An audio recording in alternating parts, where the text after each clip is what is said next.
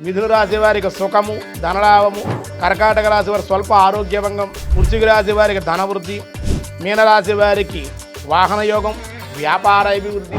భక్తివర్ణ ప్రేక్షకులకు శుభోదయం. సర్వమంగళ మాంగళ్యే శివే సర్వార్థ సాధకే శరణ్యే త్రయంబకే దేవి నారాయణి నమోస్తుతే. 12/6/2026 స్వస్తి శ్రీ చాంద్రమానం పరాభవనామ సంవత్సరం ఉత్తరాయణం గ్రీష్మ ఋతువు అధిక జ్యేష్ఠమాస కృష్ణపక్ష ద్వాదశి శుక్రవారం. ఈరోజు ద్వాదశి సాయంత్రం 4:13 వరకు, నక్షత్రం భరణి నక్షత్రం రాత్రి 1:51 వరకు, వర్జాలు మధ్యాహ్నం 12:13 నుండి 1:44 వరకు, దుర్ముహూర్తం ఉదయం 8:04 నుండి 8:56 వరకు, మళ్ళీ మధ్యాహ్నం 12:25 నుండి 1:17 వరకు దుర్ముహూర్తాలు. సూర్యోదయం 6:28, సూర్యాస్తమయం 6:30. అమృత గడి రాత్రి 9:18 నుండి 10:49 వరకు. రాహుకాలం ఈరోజు ఉదయం 10:30 నుండి 12 వరకు రాహుకాలం. శుభ సమయం ఈరోజు ఉదయం 6 నుండి 7 వరకు ఉదయ శుభకాలం, మధ్యాహ్నం 3 నుండి 4:10 వరకు కూడా శుభకాలం.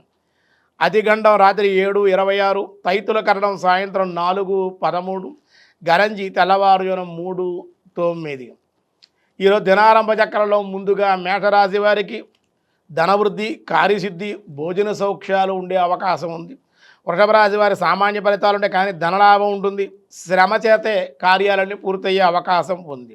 మిథున రాశి వారికి సుఖము ధనలాభము, రుణములు తీర్చుట, పెద్దలను కలుసుకునే అవకాశం. కర్కాటక రాశి వారి స్వల్ప ఆరోగ్యభంగం, జాయింట్ దారులతో వైరము, కోపం వల్ల ఇబ్బందులు, ధనమునకే అన్వేషణ, ధనప్రాప్తి. సింహరాశి వారికి వ్యాపారంలో సామాన్యంగా ఉంటుంది, కానీ ధనం ఏదో రకంగా చేతికి అందే అవకాశాలు ఉన్నాయి.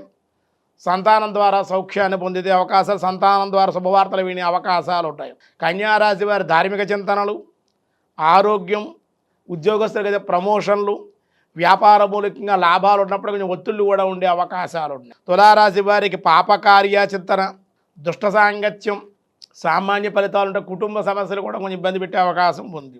వృశ్చిక రాశి వారికి ధనవృద్ధి, కుటుంబాభివృద్ధి, వ్యాపారాభివృద్ధి ఉంటుంది, రుణములు తీర్చగలుగుతారు.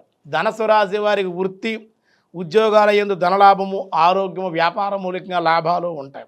మకర రాశి వారికి సామాన్య లాభాలు ఉన్నాయి, రుణముల కోసం ప్రయత్నించే అవకాశాలు ఉన్నాయి, మంజూరు అవుతాయి, దానివల్ల అనుకూలంగా ఉంటుంది. కుంభరాశి వారి గృహ సౌఖ్యం, శారీరక మానసికంగా స్వల్పంగా ఒత్తిళ్ళు ఉంటాయి, ఉన్నప్పటికీ మీ చేతుల మీద ఏదైనా శుభకార్యాలు జరిగే అవకాశం అయితే ఉందన్నమాట. మీనరాశి వారికి వాహన యోగం, వ్యాపార అభివృద్ధి, ఉద్యోగంలో కూడా మార్పులకి అవకాశం ఉంది. నిన్న ఏకాదశి ఉపవాసం చేసినటువంటి వాళ్ళు ఈరోజు ద్వాదశి సాయంత్రం 4:13 వరకు కూడా ఉంది కాబట్టి, మధ్యాహ్నం 12 గంటలు దాటిన తర్వాత ఏకాదశి ఉపవాసానంతరే ద్వాదశ పారాయణం బ్రాహ్మణ భోజనం కానీ స్వయంపాకం కానీ ఇచ్చి మీరు కూడా 12 దాటిన తర్వాత మధ్యాహ్నం భోజనం చేసి ద్వాదశ పారాయణాన్ని పూర్తి చేసి కాయేన వాచ మనసేంద్రియైర్వా బుద్ధ్యాత్మనా వా ప్రకృతే స్వభావాత్ కరోమి యజ్జ సకలం పరస్మై నారాయణాయేతి సమర్పయామి ఆ నక్షత్రం నీళ్ళ చుక్కలు విడిచిపెట్టి ద్వాదశ పారాయణం పూర్తి చేసుకోవాలి. ద్వాదశి శుక్రవారం కాబట్టి సాధారణమైన వ్యవహారాలకి ఈరోజు అనుకూలం.